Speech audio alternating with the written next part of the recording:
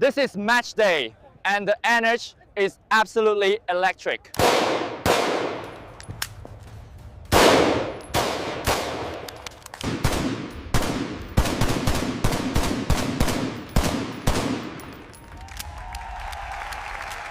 The sound of a perfect shot ripped through the elite shooters club, followed by applause that dripped with money and arrogance.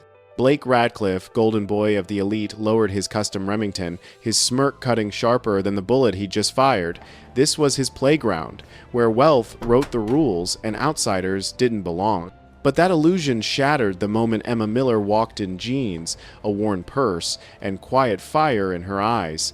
She wasn't there to impress anyone. She was there to destroy an empire built on ego, one trigger pull at a time. Stay What Happens Next rewrites every rule of power and revenge. Emma Miller's shoes were practical, not pretty. Her purse was scuffed from years of use. The receptionist gave her the kind of smile people use to make you leave faster. Members only. Emma held up a crinkled envelope. Day pass, a gift. The desk girl sighed and scanned it like it might bite. On lane 1, Blake caught the exchange and smirked, loud enough to be heard over the pop of rounds. Wrong turn to the craft store? Laughter rippled through the VIP lanes. Emma didn't look over. She walked to the far end where the paint is chipped and the lighting is mean. She unwrapped a cloth bundle, not a race-tuned showpiece, just a plain Glock 19, clean, oiled, honest. Rebecca Johnson, the club manager, watched from the office window with a small frown. She knew talent when she saw posture. She also knew Blake when she saw trouble. Blake strutted over with 2 friends and a very expensive grin. 10 grand says you can't dot the center at 50. Emma's gaze was steady. I'm here to practice. He leaned on her lane divider. Practice is for beginners. This is the big leagues. A few heads turned. Phones came out. The show had officially begun. Emma's ring finger twisted once on instinct, a thin gold band that had seen more oceans than anyone in that room. I can't bet that, she said. Then it's simple, Blake replied, voice carrying. Hit it and I pay. Miss it and you're done here forever. Rebecca stepped closer. Mr. Radcliffe, he cut her off with a flick of his wrist. The crowd loved it. They always love the bully before the bell ring. Emma picked up, not like a person trying to look cool, but like someone who has lifted this exact weight 1,000 quiet mornings in a row. Feet set, shoulders loose, breath steady. If you're squinting at your screen right now, you can feel it the moment when a room doesn't know it's about to be educated. She exhaled halfway and pressed. The shot was clean. The carrier hummed and rolled back. Dead center, the ink still smoking. The laughter evaporated like a bad perfume. Rebecca's eyebrows rose. Blake snatched the sheet, studied it, looked for a tear line, a trick edge, a ghost. Lucky, he said. Once is a coin flip. Let's talk real money. He pulled a checkbook like a magician pulling a rabbit. 50,000. 3 in a row at 75. Miss one and you admit you cheated. Emma's jaw set. If I win, she said, the money goes to the Veterans Support Foundation. You felt it, didn't you? The air shift, the stakes land. The range fell into a church hush as Emma walked to the longer mark. Blake's crew whispered stats like talismans. He holds the record. No one's done it cold. Rebecca stepped near Emma, with the only kindness that wouldn't spook her. Club guns, only if you want them. Emma shook her head. This is fine. In another life, her husband's hands had covered hers in a rental booth 3 time zones away. Control your breath, not the clock. She could hear him now like a note you can't unhear. First shot, pause, settle, squeeze bullseye. Second shot, micro-adjust, steady bullseye. Third shot, her thumb brushed the ring once, bullseye. The paper came back with 3 holes where 1 circle used to be. The senator in the VIP box stood up without meaning to. The clapping started like rain, soft, stunned, then rolling. Blake's smile died on his face. No one walks in and does that, he hissed. No one. Agreement's an agreement, Emma said. Rebecca nodded. We all saw it.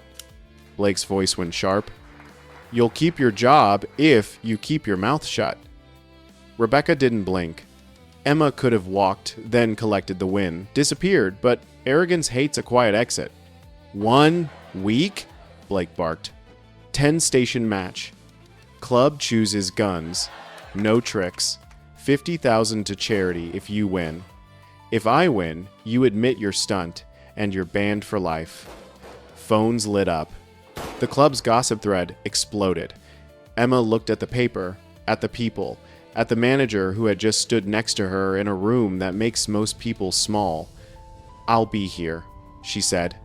If you've ever said yes, even while your stomach flipped, you know that tone. It's not loud, it's not brave, it's just decided. News about the bet did what news always does. It grew antlers. Mystery sniper. Blake's crown on the line. Club reputation at stake. Emma didn't read the comments. She went home to a small apartment with a quiet kitchen and a shoebox of letters tied with string. One note at the bottom, scrawled by a hand that had steadied a lot of chaos. Keep practicing, even when I'm not there. Michael Reeves called that night like he knew she'd finally answer. Boss would be laughing his head off, he said. He hated peacocks. They met at a public range across town where the lanes cost $20 and nobody had a last name on their bag. You don't need speed, Michael said. You need systems. You're already cold iron. We'll run pressure, pulse spikes, weird grips, wonky stances. Then, on the day, you just breathe and do what you already know. The week was simple, which is to say it was hard. Early runs, dry fire, grip checks, heart rate bursts with jump ropes, then steady hands on a dot the size of a pea. No exotic tech, no secret sauce, just reps, rest, water, repeat. Emma set alarms for sleep like it was part of the scorecard. She turned off every notification except her daughter's school and Michael's number. She ate boring food and did boring stretches and reminded herself every hour, this is a promise, not a performance. Meanwhile, Blake trained on private time with a coach who loved his legend and coddled his tempo. He posted a photo polishing a barrel next to a vintage Ferrari. The caption, "Precision is a lifestyle." Comments were thirsty. Engagement was great. Confidence was loud. Rebecca spent her nights doing quiet math. She reviewed safety logs, ordered extra cameras, fought the board to keep the match open to the public, and updated the range SOP to within an inch of its life. She also pulled the club's code of conduct and highlighted the lines about respect she knew Blake would pretend not to see. You can lose here, she told herself in the mirror, but you won't be small. She ordered a bouquet of cheap earplugs and a case of water for the staff, because kindness is a tactic too. Off to the side, Senator Williams made calls. He liked a headline with backbone, but he liked fairness more. No special lanes, he told the board, or you'll read about it in a place you don't like. Matchday hit like a live broadcast.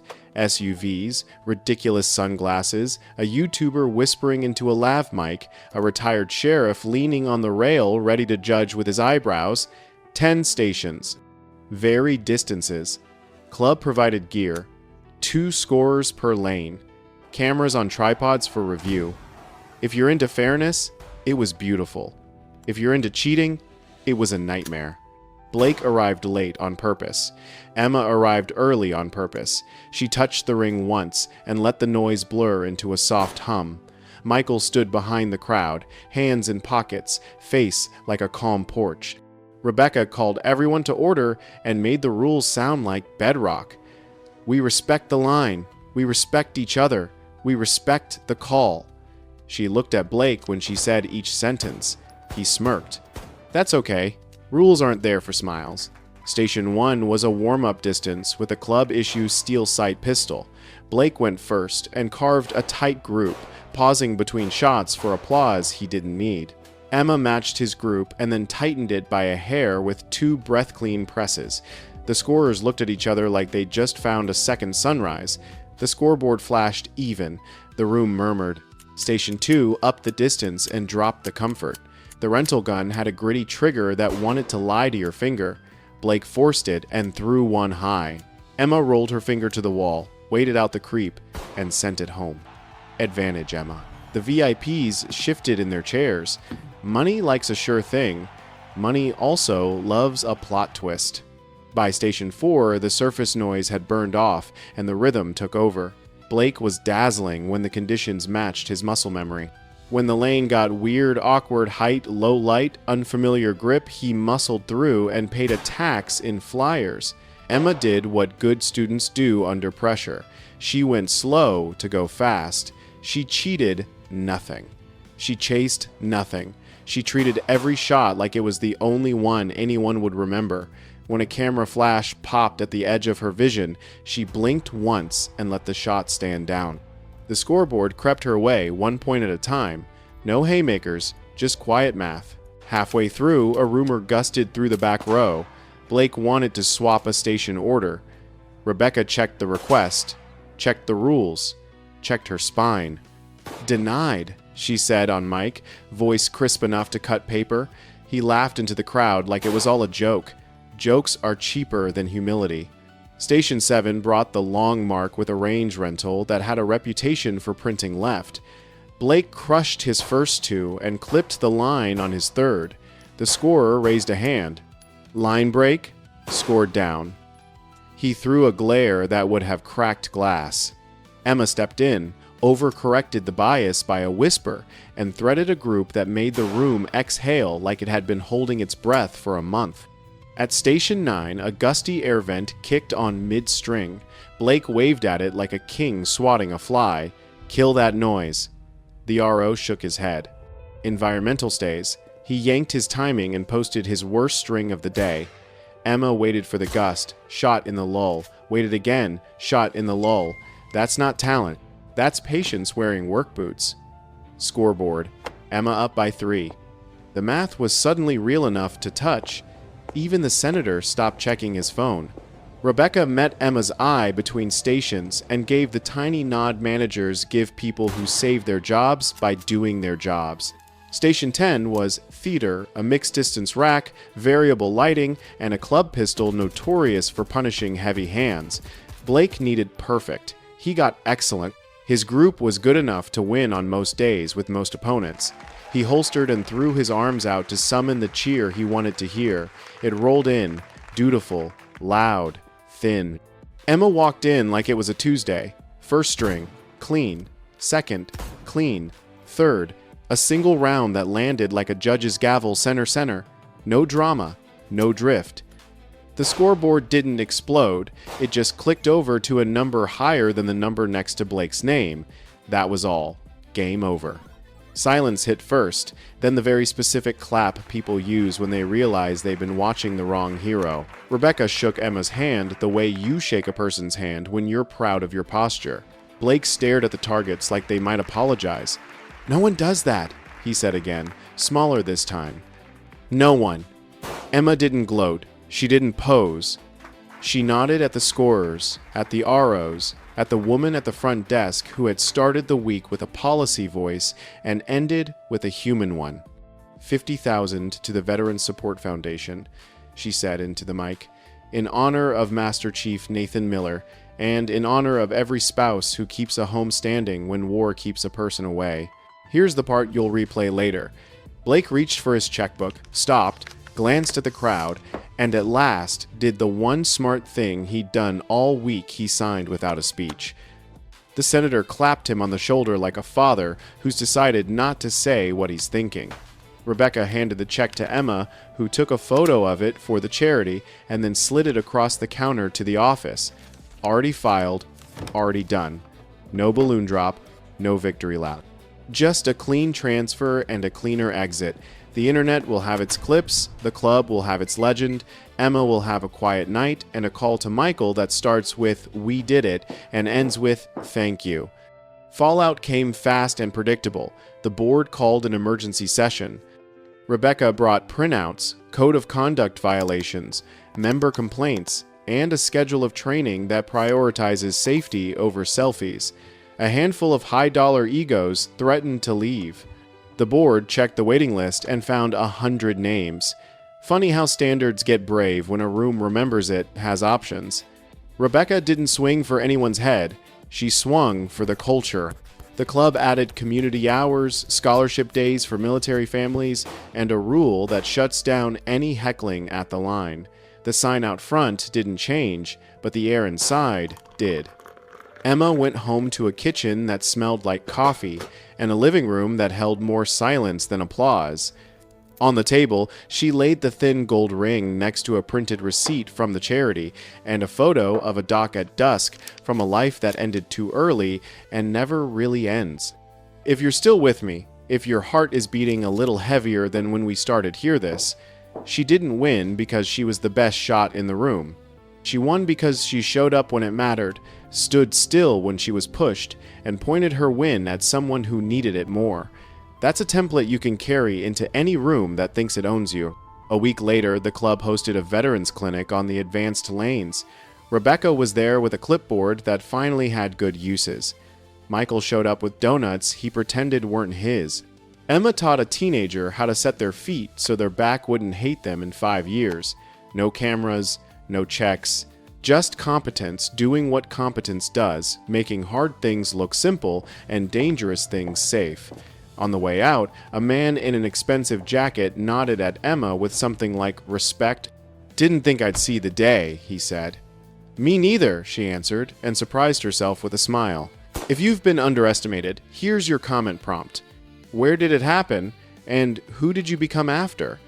If you've been the loud one, here's your homework. Say less, watch more, and clap when you learn something. We tell these stories not to crown new kings, but to retire old thrones. The Elite Shooters Club is still fancy, still loud, still full of people who love a clean center hit, but the room learned a new rule the day Emma walked in with a day pass and a promise. Skill is quiet. Dignity is louder. And when you bet against both, you pay preferably forward. Emma's hands finally stopped shaking. The adrenaline drained out and left a clean ache behind her ribs. "I didn't come here to start a war," she said, shouldering her range bag. "I just wanted to practice." Rebecca studied her like a coach who'd seen a miracle. "Yet you shot like a pro. Who are you, really?" Emma forced a small smile. "Just someone keeping a promise." She left before the room could swallow her. What no one saw was Blake Radcliffe stepping into a quiet hallway, voice tight as piano wire as he told his assistant, "Find me everything on Emma Miller. Everything. That tremor you heard? Not rage. Fear." Because Blake recognized what the others missed, the slow breath discipline, the micro-adjusted wrist, the dead calm trigger break that only serious training teaches and no rich hobby can fake. By evening, Boston's elite buzzed like struck glass. A blurry clip of Emma's last shot hit social feeds and raced past 10,000 views. "They're calling her the unknown marksman," Jessica told Blake in his penthouse as the Charles River burned copper below. He swirled his scotch, masking the throb in his jaw. "One lucky day doesn't make a marksman. By next week, they'll call her a fraud." Jessica didn't blink. "I've watched you win for years. Those weren't lucky." His phone cut the air with a knife-bright ring. The investigator sounded defeated. "Accountant, 35. Virginia Beach, to Boston. Clean record. No competitions. No social footprint." Blake's stare cooled. "Impossible. Nobody shoots like that raw. Dig deeper. Tell me you'd be calm if a stranger walked into your kingdom and beat your best trick. You wouldn't. Neither was Blake." Across town, Emma sat at her kitchen table, thumbs hovering over a silent phone. Michael Reeves had called 3 times, 2 missed texts, 1 voicemail. "Call me back." The shooting world is smaller than you think. Names travel faster than bullets. And everybody knows somebody who wore a uniform. Emma brewed tea, stepped to the balcony, and let the city noise settle her breath. Part of her wished she'd never accepted Blake's challenge. Attention was noise. Still, another part felt awake for the first time in years, like a room in her chest had lights again. Quick check, viewer. Have you ever done something small that shook the ground anyway? Type yes if you know that feeling. Emma did. Her phone buzzed with an unknown number. Miss Miller, Rebecca Johnson, Elite Shooters Club. Emma tensed. What can I do for you? Rebecca's voice dipped. I probably shouldn't call, but Blake is looking into your background. He's convinced you cheated. Emma closed her eyes, more tired than scared. Thanks for the heads up. I've got nothing to hide. Rebecca pressed on. His family's woven into this city. If he feels threatened, he makes life difficult. Years as a military spouse taught Emma to grade threats the way you grade wind. Read it, compensate, keep shooting. I'll be careful, she said, and I'll honor the agreement. After the call, she opened a wooden box. Nathan's medals, letters, the folded flag, his logbook. On one page, his neat hand. Emma, 50 yards, 9/10 bullseyes. Natural. Better than most recruits. Some promises don't fade. They harden. The next morning, Emma did what grief had taught her to do. She showed up. She called in sick for the first time in 3 years and drove to a public range where nobody wore designer sneakers or whispered surnames with dollar signs. For 8 hours, she worked the fundamentals Nathan drilled into her life. Grip, stance, sight picture, trigger, squeeze, follow through. Every shot was a conversation with him. You with me? She whispered. The paper targets didn't answer, but the groups told the truth. That night, a text from Rebecca landed like a change in wind. Blake, requesting rule changes. 10 firearms, varying distances, board approved. Emma understood the play. He wanted to stretch the field and show off range experience to expose her weak corners. She typed back, Thanks, no changes on my end. Then she set an early alarm. Blake read the update and smiled without warmth. 10 stations, 10 guns. She can't match me across the spread. Jessica set her glass down. And if she does? His eyes went to ice. She won't, but I have insurance. He didn't elaborate because men like Blake don't share plans. They spring them. Meanwhile, Emma's doorbell rang the next evening. Michael Reeves stood there, gruff voice softened at the edges. You could return a call. She let him in, relieved by the familiar weight of somebody who'd seen real storms. Manuals lay open on her table like maps. The whole community's talking, he said. Nathan would be proud not just of your aim, but of you stepping back into life. Tears ambushed her. I'm not sure that's what this is. Michael squeezed her hand. The best battles choose you. You're not alone, he promised friends in the crowd. Before leaving, he added what matters most. Watch your six. Guys like Blake don't lose well. Blake's curiosity curdled into obsession by midweek. The background check offered nothing but the shape of a ghost. Neat taxes, on-time bills, no tickets, no public footprint. On paper, Emma was the kind of neighbor who takes in packages and waters plants. Focus on Virginia Beach, he told the investigator. Ranges, clubs, instructors. She keeps touching a wedding ring, find the husband. The call ended under the stare of Blake's most prized photo, him with the Olympic gold from 8 years ago, smile authentic in a way it hadn't been in a long time. He replayed Emma's posture frame by frame that night, pausing on the stillness before the break. When the phone rang again, the voice carried a key. Virginia Beach was right, Mr. Radcliffe. She's the widow of Master Chief Nathan Miller, U.S. Navy SEAL, KIA 3 years ago. Highly decorated sniper. Blake's pulse stepped wrong. A SEAL. A sniper. So the shot wasn't luck, it was lineage. Anything else? His tone hid the shiver. Yes. In the teams they called him the Ghost, hit targets no one else could see. Trained his wife as a hobby, took it seriously. People said she was a natural. Blake ended the call and sat without moving as the narrative he'd clung to unraveled. He wasn't exposing a fraud. He was about to perform in a story built to beat him. Widow honors fallen hero's craft and refuses to bend to rich arrogance. Wealth versus service. Noise versus discipline. You can feel it, right? If you're still watching, drop a so the algorithm knows. You're locked in. Across town, Emma wiped down her handgun and took stock.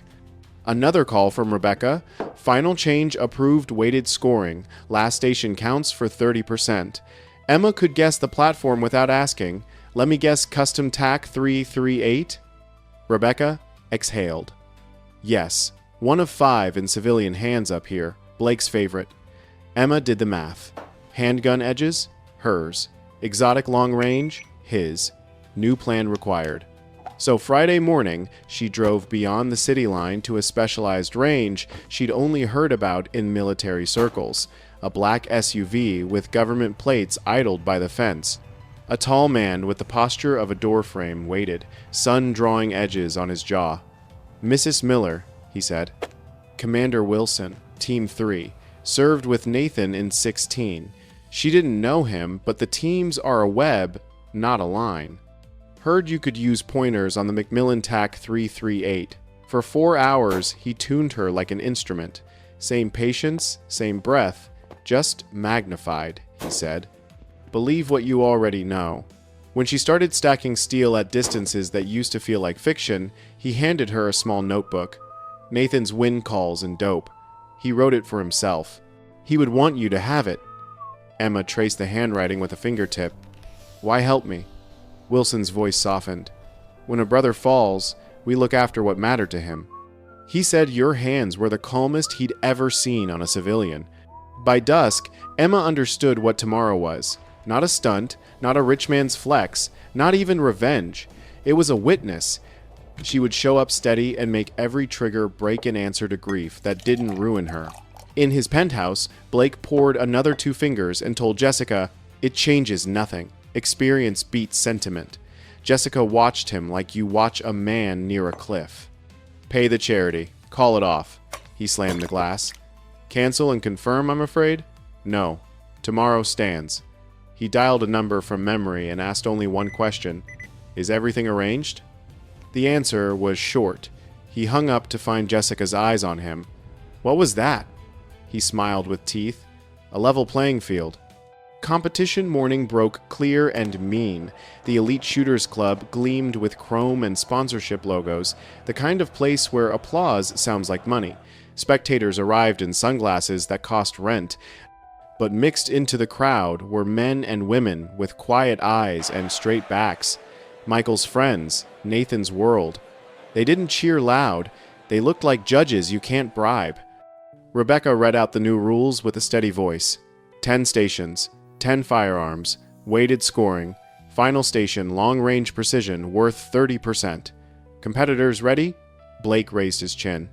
Emma rolled her shoulders.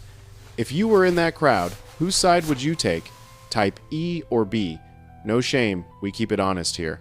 Station 1, rapid-fire handgun, close quarters. Blake was smooth, sprinting through splits, stylish as an ad. Emma didn't race him, she erased the target. Her groups were boringly tight, like accuracy had a schedule. Station 2, compact carbine. Blake flashed transitions like a highlight reel. Emma's transitions had no flash, only math. Station 3 and 4 stretched mid-range rifle control. She dropped a point at 3 and took it back at 4. The scoreboard kept it close, Blake ahead by a smudge, Emma refusing to give him air. Midway, whispers chased the firing line. She's the widow, the SEAL's wife, the ghost's girl. Blake heard them and let anger sharpen his edge. He smiled at the VIPs, the way men smile before they break a thing. Emma turned her back to the noise and reset her breathing like a metronome. By Station 7, the spread guns appeared shotgun with changing chokes, then a temperamental vintage bolt. Blake showcased range fluency, skating through quirks with practiced ease. Emma bled a few points here, not from fear, but from honesty. You can't fake comfort with platforms you don't live with. Still, she never lost posture, never let misses linger. She corrected, regrouped, moved on. Station 9 ended with Blake up but not safe, the room humming with a new kind of respect for the accountant who didn't blink. Every story has a pivot. This one was a steel plate breathing at ridiculous distance on Station 10, the TAC 338 laid out like a promise and a trap. 30% of the score lived on that table. Then, the insurance policy tried to walk on stage. A range official muttered about wind meters restricted today and House rules adjustments. Michael's voice cut in from the crowd. Show me the written policy. Others, in quiet clothes, drifted closer. One of them, a woman with a Ranger tab tattoo peeking her sleeve, spoke levelly. If rules changed mid-event, both shooters signed the addendum. Rebecca stepped between pressure and principle. We will use standard long-range safety and measurement tools as listed in pre-event brief, she said, calm enough to make the room breathe again. Blake's smile died 2 centimeters. Insurance canceled. Level actually meant level. Blake took the TAC 338 first. He settled, exhaled, and did what champions do. He performed. 5 shots, clean calls, near perfect. The crowd rewarded excellence because real shooting culture respects hits, not hashtags. He stepped back with the relief of a man who'd done his part. The lead could hold if Emma flinched. She didn't. She ran her hand along the rifle rail like you greet an old friend you only just met. She cracked the notebook Wilson gave her, eyes flicking over Nathan's win math, then shut it. She didn't need the paper. She needed the man behind it. She laid in prone, cheek weld soft, trigger finger a secret. The wind was doing that lying thing steady at the flag, drifting different at the berm. Emma waited, counting a rhythm only patient shooters hear. Shot 1 broke like truth. Steel rang. Shot 2 corrected a hair and rang again. Shot 3 asked for faith and got it. In the scope, targets move and time slows. Her breathing made a ladder she could climb to the next hit.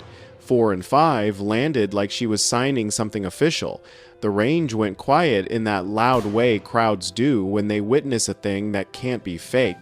Rebecca's voice found the math. Weighted scores updated, numbers locking into place. Emma didn't pump a fist. She just let out the breath she'd been holding for 3 years. Blake heard the total before he believed it. Emma, by a razor that felt like a mile. His jaw worked, a muscle trying to chew pride into something swallowable. Jessica touched his arm, and he shook her off. Not violent, just wounded. Cameras swung toward Emma. A reporter shouted, "Who taught you to shoot like that?" She could have said his name first. She didn't. She said the lesson. Discipline. Patience. Keep your promise. Then she looked at the crowd, where the quiet people stood, and raised the notebook an inch. And someone I loved very much. You felt that? If this story hit you, type promise in the chat, so the next person who needs it sees it. Blake stepped forward, hand extended like a treaty. The room tensed, waiting for the mask to crack. Good shooting, he said. It cost him, but he paid. Emma shook his hand because winning well matters as much as losing well. Jessica exhaled, something like pride warring with relief on her face. Michael appeared at Emma's side and squeezed her shoulder. He'd be smiling, he said. She nodded. Make him smile louder, then, Michael added. Pick a charity. Emma chose one for families of fallen operators. The check looked less like surrender and more like a bridge. But stories with money don't end at the handshake. The blurry clip had grown teeth. Overnight, the unknown marksman became a person with a name, and that name carried a legacy people wanted to honor.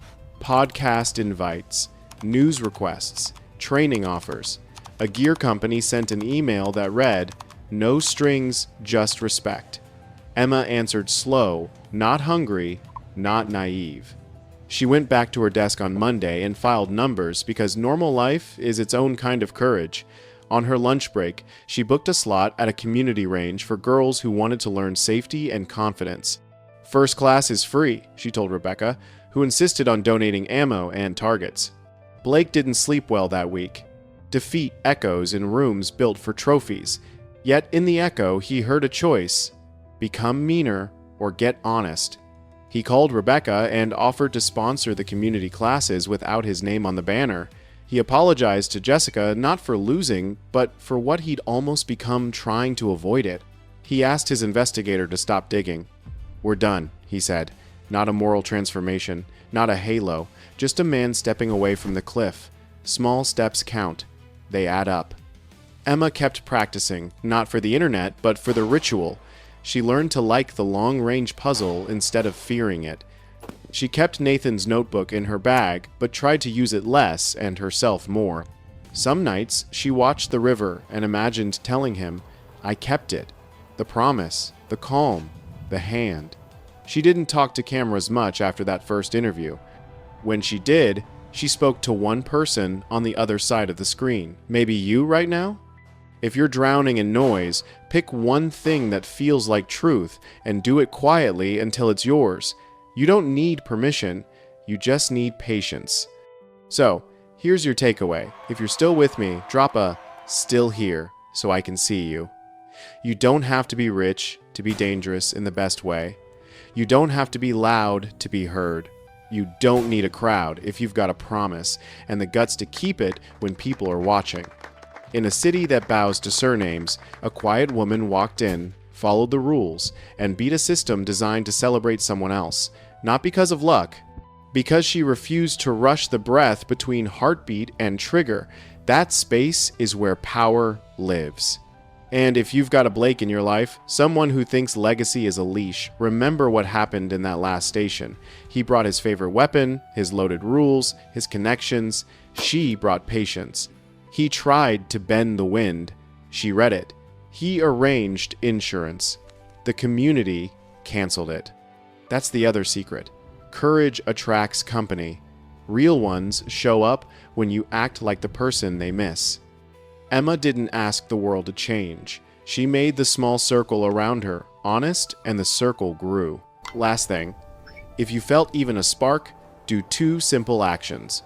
1. Share this with the person you'd trust on a cold range at dawn. 2. Tell me in one word what promise you're keeping this week. I'll go first. Steady. Because that's the heartbeat of this entire story. Steady hands, steady breath, steady choices.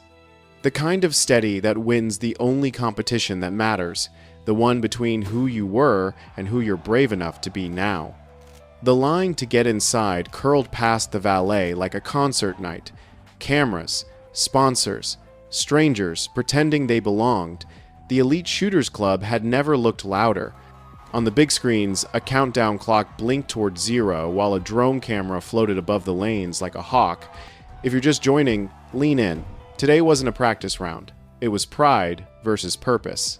Blake arrived in a jacket dripping with logos and a smile built for billboards. Emma came in denim and a navy button-down, carrying a small duffel and Nathan's battered notebook. One of these two needed applause. The other needed air she could breathe slow. Who are you betting on, noise or nerves? Drop it in the comments, then watch what happens when the room tries to tilt the table and still loses the game. Rebecca intercepted Emma near the staff door, voice low enough to hide inside the music. I checked every station twice. Some triggers are heavier. One optic drifts a quarter click right after 3 shots. Nothing I can call sabotage yet, but it favors someone who's trained on these exact quirks. Emma didn't flinch. Noted. She ran a finger over the notebook's frayed edge, then tucked it into the duffel like a charm. Across the hall, Blake clapped a sponsor on the back and turned toward Emma with a smile that looked kind until you read the eyes. Sleep well, Miss Miller? Pressure is unforgiving. She met him with a steady gaze. Pressure is just a rhythm. You breathe through it. A handful of heads turned. The room smelled like oil, money, and expectation. The floor plan looked like an arena 10 stations, 3 certified range masters, 2 scorers per lane, and enough cameras to catch a gnat sneezing. The board had opened the event to the public, so the back row filled with uniforms you don't rent, quiet men who carry their shoulders like old weight. Michael Reeves was among them. 1 nod. That was all. At Station 1, the crowd got what it paid for. Blake blazing textbook posture, splits like a metronome. He posted a tight group and flashed that grin that made brands salivate. Emma stepped up and did nothing theatrical. Set feet, settle shoulders, blink slow, press clean. Her group measured smaller by a whisper. A ripple went through the room that sounded suspiciously like respect trying to speak. Stations 2 through 4 favored the Peacock. Race-tuned grips, glass rod brakes, optics dialed for speed. Blake danced. It was beautiful and loud. Emma moved like a quiet surgeon, losing a point here, taking it back there, refusing to chase. On the SIG at Station 5, she felt it immediately, a trigger heavier than standard, the brake delayed, the wall sticky. Some people fight the tool and bleed points. Emma adapted. Deeper grip, straighter pull, breath held at half, follow through like a held note.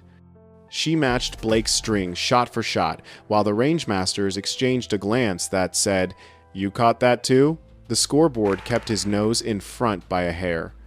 The crowd began sliding emotionally in her direction anyway. By Station 6, a rhythm had formed. Blake excelled where the setup sang his song. Emma stayed unbothered when the instrument lied. She was ruthless about fundamentals, never muscling a shot, never rushing a sight, never letting the last hit borrow from the next. When the club swapped in a military-grade platform, her breathing changed slower, heavier, the way Nathan taught for long glass. 3 perfects. Back row veterans didn't cheer. They nodded, which is louder if you know what nods cost. The lead shrank to statistical noise. If you've ever watched a favorite realize the air isn't theirs anymore, you recognize the way Blake's shoulders got taller and his jaw found steel. Before Station 8, he drifted by with a comment wrapped in satin. "Impressive string, Mrs. Miller." The ghost would be pleased. He didn't whisper the call sign. He wanted it to sting. Emma's hands paused. She set the magazine, locked the slide, and answered so only he could hear. "He taught integrity first. You're behind on that module." Then she shot like a lecture you remember years later, clean, measured, undeniable. The scoreboard blinked even. Phones tilted up. The room, at last, shut its mouth. Station 9 tied the knot tighter. A long lane. Club rental notorious for printing left when hot. Blake ran first, posted 9 inside the second ring with 1 high flyer, then spread his arms to summon applause he didn't need. Emma built her base like a house, heels, hips, shoulders, sights. She overcorrected the bias by a breath and printed a cloverleaf group. Tied. Everything came down to Station 10, the long rifle. A Macmillan TAC 338 sitting on a bench that had seen more bragging than truth. The stock felt just off. The cheek weld kissed wrong. The optic wandered a quarter after 3. Emma didn't complain. She opened Nathan's notebook, scanned formulas written in a hand that had anchored chaos, and did the math on her breath. Blake went first, and to his credit, he was magnificent 9 of 10 inside the inner ring, the 10th touching paint. He stood, let the number hang, and offered the crowd a smile that begged to be believed. "Not everyone is built for this kind of pressure," he announced for the microphones. Emma laid in behind the rifle. The world narrowed until it was a wire stretched tight between her heart and the target. She dialed a click right to counter the optic drift after 3, shifted the bag a thumb's width to kill the stock's lie, then waited for the vent cycle to settle. First shot, perfect. Second, perfect. Third, perfect. By 6, she had a line of pearls. At 9, the room forgot to breathe. At 10, a flare of light flashed in the glass, a watch face, or a phone near Blake's row. She paused, blinked once, and let the flash pass like weather. The last round broke dead center, like it had always lived there. The sound that followed wasn't just applause, it was a reset. People stood without instructing their legs. Rebecca lifted a hand to calm the surge, voice firm on the mic. Final results. Emma Miller, first place. Mr. Radcliffe, second. Blake's handshake felt like a photo op he wanted to delete. "This isn't over," he whispered. "For today it is," Emma replied. "And Charity is waiting." He went for the escape hatch. The equipment was rigged, but Rebecca was already there with a tablet cue. Time-stamped footage of Blake's tech inside the equipment room. Palms on screws no one should touch. Optics receiving love they didn't ask for. "You're correct," she said evenly. "Just not in the direction you implied." Gasps turned into a low, angry tide aimed at the logo jacket, not the denim shirt. Clips traveled faster than shame. By morning, Emma's 10 for 10 had 9 million views, and the meltdown had more. Blake's PR team drafted a statement that tasted like sawdust. Stress, misjudgment, growth, donation. He nixed it. She had training unfair advantage. The internet laughed that sentence out of the room. Boston PD knocked before lunch. Mr. Ratcliffe, we'd like a word about tampering, fraud, and gaming laws tied to wagers. Meanwhile, the Veteran Support Foundation called Emma from a boardroom filled with men who do not waste words. Some of us are club members, said retired Colonel James Harrison. Proceedings to review his records are underway.